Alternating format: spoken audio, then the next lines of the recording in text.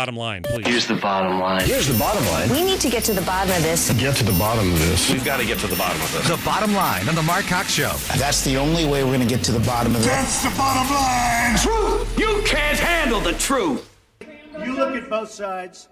I think there's blame on both sides, and I have no doubt about it. All right, Scott Jones, how are you? Doing good, my friend. You've been loaded for bear all week. You texted me on Monday or Tuesday and said, I can't wait for Thursday. What's even funnier than that is I texted you last Wednesday, a week ago, and said, Lord knows what's going to happen between now and then. Oh, Lord knows. Lord knows. That was before Charlottesville. That was before Charlottesville. That's before somebody wants to shoot it's ridiculous. Yeah. It's even before Ted Nugent thought he should be in the Rock and Roll Hall of Fame. It's amazing. Of course Ted Nugent should be in the Rock and Roll Hall of Fame. Has he have a song besides Cat Scratch Fever in 77? I don't remember it. Really? That doesn't mean there hasn't Stranglehold, Fred Bear. He's got lots of great songs. Okay. So maybe he should be in the should he be in the OK Hall of Fame? It strikes me that unlike like the NFL Hall of Fame or which the is also becoming the just OK Hall of Fame, the Major League Baseball Hall of Fame, where they can have drug addicts, but they can't have gamblers. I mean, you got to have your standards. It should be what you do on the field. Ted has lived a clean life. He's never taken drugs. He's almost 70 years old, and he still puts on 3-hour-long concerts. I mean, he's been there for the duration. I agree, and where I want to go with this, which I hadn't even thought about this until you talked about it driving up here, is that you mentioned that. Or he mentioned that he thinks he's not in because of his politics. And you very eloquently discussed First Amendment rights, and that should not be any reason for you to not be involved.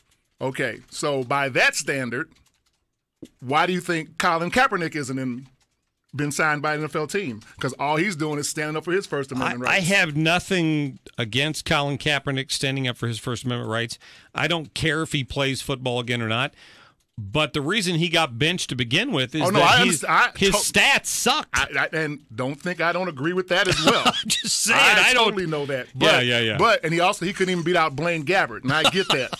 But the fact that the guy they signed. You think it's politics that's keeping him out? They signed a guy that played for like an NFL 7 team over him. Now, I'm not an NFL owner, so I can't really go into exactly why he's not signed. But based on some of the people that have been signed instead of him, it gets you to beg the question. Former Chicago quarterback? Yeah, they just came out of the broadcast booth and he said he's going to make him a quarterback because he fits their system. I would consider doing that for $10 million for 1 year. For $10 million for 1 year, exactly. Yeah, so I'm just saying, my body to the game. Just like you just mentioned, gambling. Pete Rose ought to be in the Hall of Fame, no question. For what you do on the field should matter.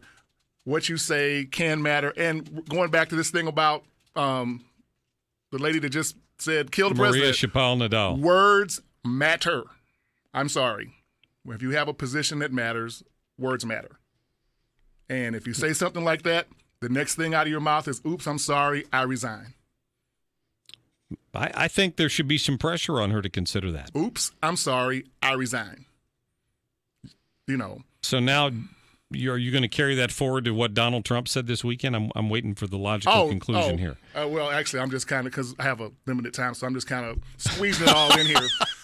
So I'm just waiting. I knew you were loaded with bear for some of the president's comments this weekend. What do you think? So if we talk about some of the president's comments, what's funny is that I didn't get to see the initial comments. My first thought was he was going to condemn the people that, in my opinion, and from what I could see, he apparently saw something different that incited the violence. You have there's no question. You have a right side of this and you have a wrong side of this. Now, the monument, that's a whole nother conversation. It's funny, the very first time I came on here a month or so ago, we talked about the St. Louis Confederate Monument. So it's amazing to think that that's come full circle. Right. But that's why they were there. Well, no, that's why they were there. But there was one side, I believe that the side of the anti-Klan people were there to protest the Klan and the neo-Nazis and the supremacists. And that's why they were there.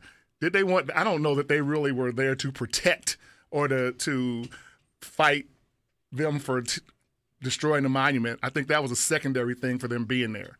I think their fight is with domestic terrorists, which the Klan and neo-Nazis and supremacists basically are. So I believe that that was the catalyst for the fight. So regardless of, and this is, I'm playing devil's advocate here for a minute. You think that people that identify with those groups, with that point of view, should have their ability to speak stripped from them? Oh, absolutely not. As long as you don't precipitate violence, you can say whatever you want. The problem is that most of those groups, their actions have historically followed their words. I couldn't agree with you more. However, with the biggest problem I'm seeing with, tell me if you think I'm wrong about this. I think the biggest criticism the president took, people thought he was somehow equivocating the people who came out to protest the Klan and the white supremacists with the actions of the Klan and the white supremacists. And the reason I don't see that as one and the same is that if you get mad at me for something I say to you when we're on the radio today and you pull a baseball bat out and whack me in the head, regardless of what I said, you don't have the right to do that. So if you'll defend the Klan's right to stand up and speak, you also have to look at that no matter how angry you get about that speech, it doesn't justify violence by the other side. So I think when he condemned the violence and bigotry on both sides and people got all worked up over that, I don't think he was saying anything more than what I just said. Well, my guess is that if any of us were there, I would put my money on the fact that the other side started it? Yes, that the other side started it. And the other side, they were defending themselves. But even whoever started, nobody knows for sure. But we go back to words matter. We always talk about, well, this president is not like any other president, and he says things differently. Well, you know what? When you're the president, you don't get to say things differently. You have to sound like the voice of educated moral authority. You have to be clear. You have to be precise. You don't get to be wishy-washy and waffle. You also can't jump to conclusions the way President Obama seemed to do for 7 or 8 years, where he'd come out before he knew all the facts and place blame. I'm sorry. I promised I wouldn't do that on the show. President Trump has jumped to conclusions probably 37 times just in the last 6 months about things. And those who cause violence in its name are criminals and thugs, including the KKK, neo-Nazis, white supremacists, and other hate groups that are repugnant to everything we hold dear as Americans. It doesn't get much more clear than that. Now, wasn't there like something else he added to the end of that? Yeah, that wasn't. The entire bite was 32 seconds long. If he would have stopped right there, you're good. Say that, walk away, and talk about how great the recovery is and how he's done a great job of continuing what President Obama did. But what he said Saturday wasn't good enough. We condemn in the strongest possible terms this egregious display of hatred, bigotry, and violence on many sides. So when he goes many sides, it's been going on for a long time in our country. When he goes many sides, he is suggesting that the protesters that were protesting the other protesters were equally to blame. He's saying that he's saying that the Klan is equal to the people fighting the Klan. That's what he was suggesting when he said other. He could have left the words other sides out. Do you know who Pam Geller is? No. So she runs a website called Atlas Shrugged. She does a lot of pro-Israel stuff in New York, things like that, right? Fought the mosque that was going to be put near the 9/11 site. She pointed out this morning that they used to be when they had protests in New York, they'd put one set of protesters on this side of the street behind metal barriers, and they'd go across the street and they'd put the counter protesters on the other side of the street behind metal barriers with police in between them.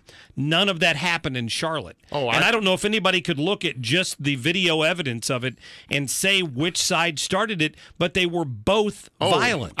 If you just looked at the video, you mentioned, I think somebody said, I don't know if it was you or on another show, if somebody from outer space came in and looked at that, you would have no idea who started what. You could make some assumptions, but that was so poorly planned by the Charlottesville authorities. It's ridiculous. They knew what was going to happen. They have had enough things that have gone on in the past to be trained to know how to say, guess what? We got 1,000 people here that are going to fight for this statue. The night before, they were out with torches and screaming negative chants about Jewish people and blood and soil and black people and everything in the world. They knew what was going to happen the next day. It was almost like they wanted it to happen. It's like, who made the phone call? Now let these people all beat the crap out of each other. It's going to make for some great news. There's no way you don't know that was going to happen. Thank you. We're on the same page on that one. So, and I don't really want to go here, but I'm going to. You can be 1,000% sure if that was a group of black people, the Virginia National Guard would have been there in force. Now, come on. Terry McAuliffe, the governor of that state, wants to run for president as a Democrat.